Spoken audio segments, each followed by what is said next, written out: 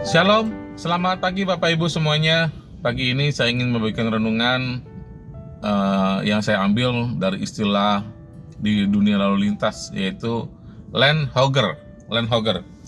Land hogger itu adalah kondisi di mana pengemudi yang mengemudikan kendaraannya di jalan tol mengambil lajur yang paling kanan, kemudian dia mengemudikan kendaraannya dengan kecepatan yang statis atau bahkan cenderung lebih rendah daripada pengemudi-pengemudi yang ada di lajur kiri-kirinya gitu ya. Kiri-kirinya itu karena kan kita bisa di jalan tol itu bisa ada bisa 2 lajur, bisa 3 lajur, bisa 4 lajur gitu. Jadi dia ada di paling kanan tapi dengan kecepatan yang rendah gitu, sehingga bisa mengakibatkan kecelakaan lalu lintas, mengganggu pengemudi-pengemudi yang ada di belakangnya, menimbulkan kekesalan buat orang-orang yang lain, sehingga bisa menjadi juga keributan gitu ya. Karena perilaku seperti itu seperti memancing-mancing keributan, bilangnya nyari gara-gara gitu ya.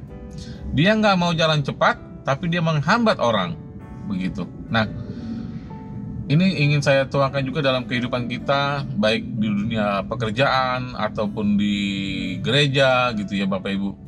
Kita nggak bisa maju, kita nggak mau mengikuti, kita nggak bisa menyesuaikan kondisi kita dengan sekitarnya gitu ya. Tetapi kita menghambat orang lain. Nah, adakah perilaku kita seperti itu?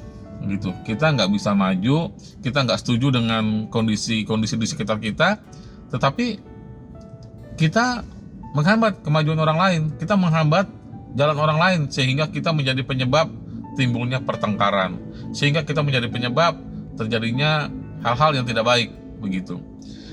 Saya ingin bagikan ayat firman Tuhan dari Ibrani 12 ayat yang ke-14. Bagian yang A-nya aja. Berusahalah hidup damai dengan semua orang. Nah, firman Tuhan meminta kepada kita untuk kita bisa selalu berusaha hidup damai dengan semua orang. Hidup damai itu bukan berarti kita juga mendamaikan orang lain, tetapi awali sikap hidup kita dengan berusaha mencegah agar kita tidak menjadi penyebab biang keributan, agar kita tidak menjadi penyebab hal-hal yang tidak baik dalam lingkungan kehidupan kita, baik lingkungan keluarga, baik lingkungan gereja, baik juga lingkungan kantor atau di komunitas-komunitas. Mungkin kita butuh orang lain untuk memberikan kepada kita masukan mengenai sikap kita. Apakah selama ini sikap saya tidak mengenakan buat orang lain, ataukah selama ini saya menjadi orang yang tidak disukai oleh orang-orang lain? Kita nggak pernah tahu kalau tidak ada orang lain yang menyampaikannya kepada kita. Nah, bagaimana orang lain itu bisa menyampaikannya kepada kita? Kita minta dengan hati yang terbuka, dengan kerendahan hati untuk orang memberikan masukan kepada kita. Kita beranikan diri untuk kita menerima kritikan. Kita beranikan diri untuk menerima rasa yang nggak enak yang akan disampaikan oleh orang lain kepada kita. Oh, ternyata saya ini orang yang menyebalkan. Oh, ternyata gurauan saya ini terlalu berbahaya. Oh, ternyata bercandaan saya itu garing.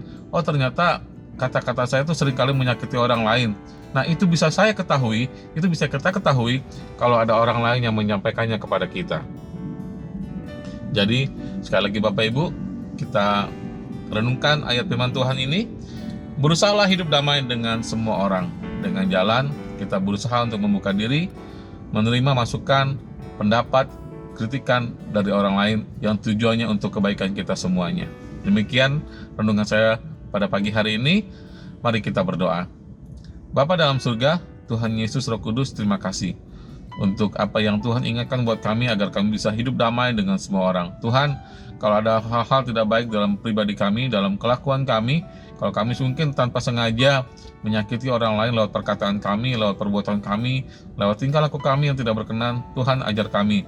Ingatkan kami Tuhan, kirimkan seseorang untuk mengingatkan kami, dan biarkan kiranya hati kami juga terbuka untuk menerima masukan dan perbaikan buat kehidupan kami semuanya. Bapa, Tuhan Yesus Roh Kudus, terima kasih buat semuanya ini. Dalam nama Tuhan Yesus Kristus kami berdoa. Amin.